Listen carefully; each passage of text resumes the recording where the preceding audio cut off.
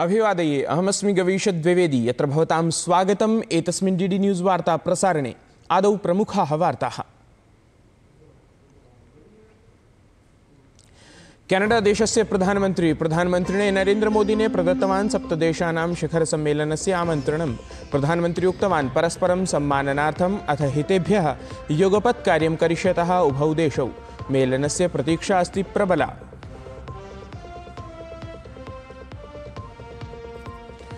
Britain देशस्य विदेशमन्त्रिणः David lemme इत्येतस्य भारतयात्रा अद्य। प्रधानमन्त्रिणा मोदिना विदेशमन्त्रिणा च डॉ जयशंकरेण समं करिष्यति मन्त्रणाम्।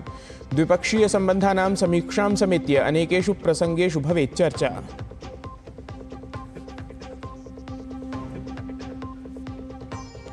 संयुक्तराज्य अमेरिका देशस्य राष्ट्रपतेः ट्रम्प इत्येतस्य एलन मस्क इत्यमुना सह वार्तायाम् असहमतिः। साम्प्रतिकविवादस्य कारणेन सीनेट् इत्यत्र करसम्बद्धशुल्कस्य प्रस्तावसम्बद्धे प्रयत्ने विफलता।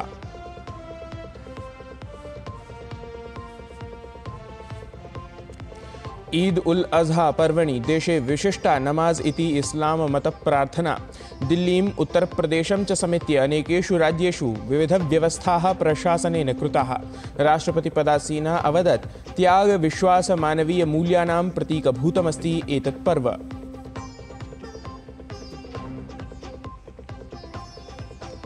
फ्रेंच ओपन प्रतियोगितायाः महिलैकलवर्गे अन्त्यस्पर्धा अद्य। सबलेंका इत्येतस्याः समक्षं स्पर्धेत कोको गॉफ इत्येषा। तत्रैव पुरुषवर्गे कल सिनर अथ अल्कराज इत्यनयोः भवेत् स्पर्धागतं सामुख्यम्। अथ वार्ताः विस्तरेण।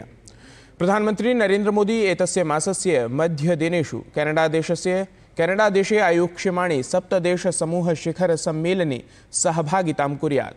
कनाडा देशस्य प्रधानमन्त्री मार्क कार्नी इत्यसौ दूरभाषया प्रधानमन्त्रिणा नरेन्द्र मोदिना सह वार्तां कृत्वा शिखर सम्मेलनार्थं तम् आमन्त्रितवान्।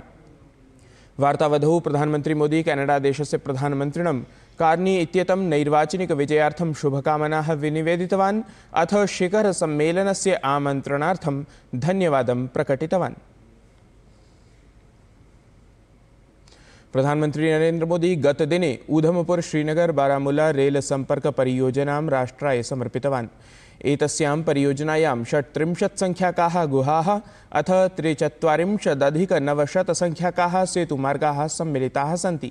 एतेषां निर्माणे प्रायः 44,000 कोटि रूप्यकाणां व्ययः अभवत्। एतया परियोजनया सर्वासु अपि रीतिषु कश्मीरक्षेत्रं देशस्य अन्यभागैः सह निर्बाधरूपेण रेलमार्गद्वारा सम्पृक्तः भवेत्। प्रधानमन्त्री विशेषरूपेण सीमावर्ती सुदूरस्थानि क्षेत्राणि यावत् सम्पर्कवर्धनार्थं विभिन्नानां मार्गपरियोजनानां शिलान्यासम् उद्घाटनं च कृतवान्। तत्रैव असौ कटरा इत्यत्र 350 कोट्यधिकरूप्यकैः निर्मीयमाणस्य Shri Mata Vaishno Devi Institute of Medical Excellence इत्याख्यस्य विशिष्टचिकित्साकेन्द्रस्य आधारशिलामपि स्थापितवान्। जम्मूकश्मीरस्य कटरा इत्यत्र विशालजनसमूहमपि प्रधानमन्त्री सम्बोधितवान्। स्वीयसम्बोधनक्रमे पाकिस्तानस्य आतङ्कितन्त्रम् असौ भृशं तर्जितवान् अथ उक्तवान् यत् देशेन पाकिस्तानस्य कुचक्रं नष्टीकृतमिति। प्रधानमन्त्रिणा तत्रैव उक्तं यत् जम्मूकश्मीरस्य विकासयात्रा कथमपि अवरुद्धा न भविष्यति। एतत् हि मोदिनः वचनमस्ति इति। विकास का जो वातावरण जम्मू कश्मीर में बना था वो पहलगाम के हमले से डिगने वाला नहीं है। जम्मू कश्मीर के आप सभी लोगों को और आप सबसे नरेंद्र मोदी का वायदा है। मैं यहां विकास को रुकने नहीं दूंगा। यहां के नौजवानों को सपने पूरा करने से कोई भी बाधा अगर रुकावट बनती है तो उस बाधा को पहले मोदी का सामना करना पड़ेगा। सिन्दूराभियानस्य समये पाकिस्तानद्वारा जम्मूकश्मीरस्य नागरिकाः लक्ष्यीकृताः आसन्। एतदपि प्रधानमन्त्री उल्लिखितवान्। असौ विज्ञापितवान् यत् पीडितानां नागरिकाणां सहायतार्थं केन्द्रप्रशासनम् अतिरिक्तसहायताम् उपलब्धां कारयेत् इति। आबहोः कालात् अपूर्णः स्वप्नः अधुना पूर्णतां गतः। प्रधानमन्त्री नरेन्द्र मोदी विश्वस्य सर्वतः उन्नतं रेलमार्गगतं चिनाब सेतुं ह्यः समुद्घाटितवान्। अनेन सहैव देशस्य प्रथमं तन्त्रीसमाश्रितं रेलगतसेतुमपि प्रधानमन्त्री उद्घाटितवान्। अनेन जम्मूश्रीनगरयोः मिथः सम्पर्कः सर्वथा सुलभः जातः इति विशेषः अस्ति। एतेन सहैव प्रधानमन्त्री नरेन्द्र मोदी श्रीमाता वैष्णोदेवी कटरा इत्यतः श्रीनगरपर्यन्तं सञ्चालयिष्यमाणस्य वन्दे भारत इत्याख्यस्य द्रुतगामी रेलयानस्य अपि समारम्भं कृतवान्। अद्य प्रभृति च एतत् रेलयानं सञ्चालितं भवेत्। उद्योगपतिः जेपी चौधरी इत्यसौ प्रधानमन्त्रिणः नरेन्द्र मोदिनः प्रवर्तमानं 11 वर्षीयं कार्यकालं भृशं प्रशस्तवान्।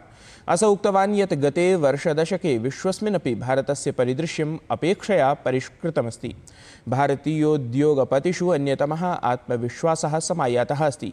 विभिन्नानां देशानाम् उद्योगपतयः अधुना यदा अस्माभिः सह संवादं कुर्वन्ति तदा भारतीयाः वयम् एतं विश्वासम् अनुभवामः इति।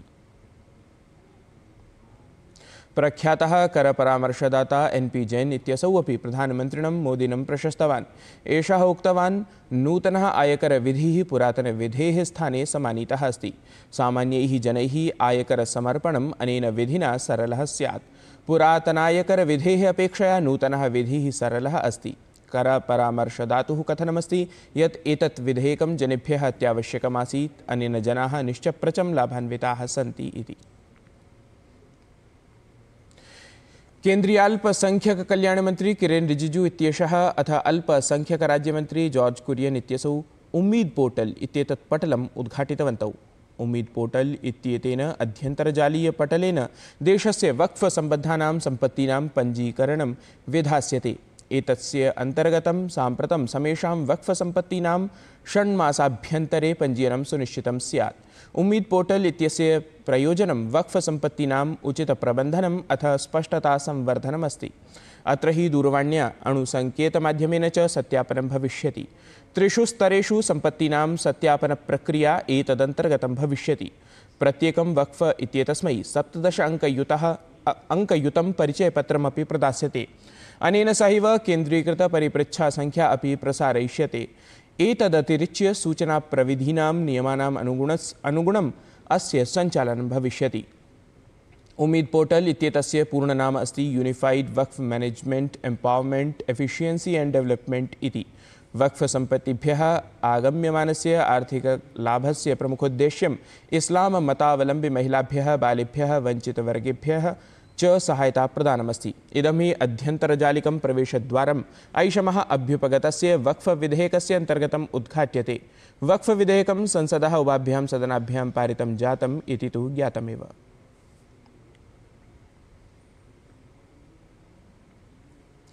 केन्द्रीयाल्पसंख्यक कल्याण मंत्री किरेन रिजिजू इत्यसौ संसूचितवान् यत् वक्फ सम्बद्धस्य उम्मीद इत्याख्यस्य पटलस्य लाभः महिलाभ्यः, अनाथेभ्यः, वञ्चितवर्गेभ्यः च भविष्यति।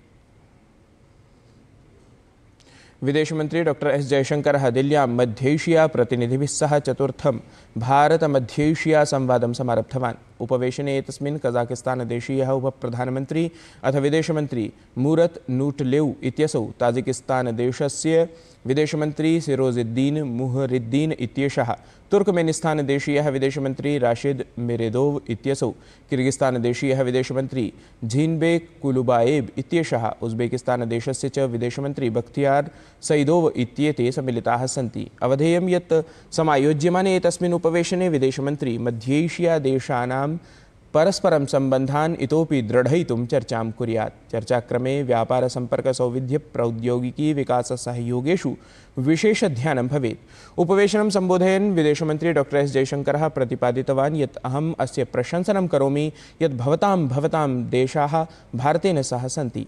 अथ पहलगाम इत्यत्र जातस्य आतङ्क्याक्रमणस्य निन्दनमपि भवन्तः कृतवन्तः।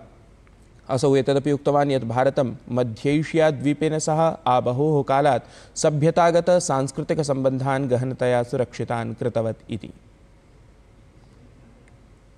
रिजर्व बैंक ऑफ इंडिया इत्यनेन नूतनमौद्रिकनीतेः उद्घोषणं कृतम्। रिजर्व बैंक ऑफ इंडिया इत्यस्य शासनाध्यक्षः संजय मल्होत्रा ह्यः मौद्रिकनीतिसमितेः प्रतिवेदनं प्रस्तुतवान्। नूतनोद्घोषणस्य अनुसारम् एतस्मिन् क्रमे अपि निक्षेपमित्याम् अपचितेः संसूचनं प्रकाशितं गतम्। संजय मल्होत्रा इत्यसौ ज्ञापितवान् यत् सम्प्रति निक्षेपमितौ 50 अंकानां न्यूनता अभवत्। फलतः निक्षेपमितिः प्रतिशतं 5.5 मिता अभवत् इति। रिजर्व बैंक ऑफ इंडिया इत्यस्य शासनाध्यक्षः एतदपि उक्तवान् यत् भारतीय अर्थव्यवस्था अत्यन्तं तीव्रगत्या वर्धमाना अस्ति। देशे कृषिक्षेत्रस्थितिः च दृढा अवलोक्यमाना अस्ति इति। केन्द्रीय गृहमन्त्री अमित शाहः नवदिल्ल्यां भारतीय भाषानुभागस्य शुभारम्भं कृतवान्। एतस्मिन् अवसरे गृहमन्त्री उक्तवान् यत् प्रधानमन्त्रिणः नरेन्द्रमोदिनः नेतृत्वे अधुना राजभाषा विभागः समग्रतया विभागत्वेन निर्मितः जातः। भारतीय भाषानुभागस्य स्थापनया वैदेशिकभाषाप्रभावेण प्रशासनं मुक्तं कर्तुं कीर्तिमानम् अनेन संस्थापितं भवेत्। अत्रावधौ केन्द्रीय गृहमन्त्री प्रतिपादितवान् यत् भारतीयभाषाः अस्माकं संस्कृतेः अथ च अस्माकं संस्कृतिः भारतस्य आत्मा अस्ति। एतासां भाषाणां माध्यमेन वयं भारतस्य आत्मना सह संवादं कुर्मः इति। अनेन साकमेव असौ कथितवान् यदा अस्माकं विचारः, विश्लेषणं, निर्णयशक्तिः च मातृभाषायां भवन्ति तदा एव अस्माकं पूर्णक्षमतायाः उपयोगः सम्भवः भवति इति। समग्रे हि देशे अद्य ईद उल अज़हा इति पर्व आचर्यते। दिल्लीं, उत्तरप्रदेशं च समेत्य विविधेषु राज्येषु ईद उल अज़हा पर्वणि विविधव्यवस्था, यातायातप्रबन्धनं, सुरक्षादिव्यवस्था च सुदृढाः जाताः। प्रशासनेन संवेदनशीलक्षेत्रेषु विशिष्टतया सुरक्षाव्यवस्था सुनिश्चिता। एतदवसरे राष्ट्रपतिपदासीनया द्रौपदी मुर्मुवर्या अपि देशवासिभ्यः शुभकामनाः पर्वणः एतस्य प्रदत्ताः।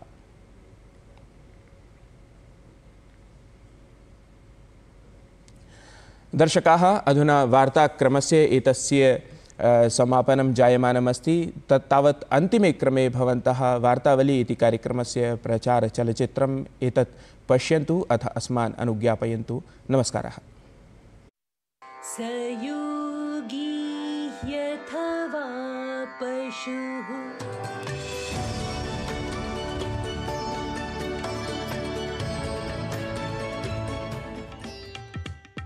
तथैव चारुदेवशास्त्रिणां शब्दापशब्दविवेकः, वाग्व्यवहार आदर्शः, येषु दिनेषु जनार्दन हेगडेवर्याणां भाषापाकः, शुद्धिकौमुदी इत्यादयः ग्रन्थाः सन्ति एव। आत्मनिर्भर भारते मम जीवनं सुविराजते।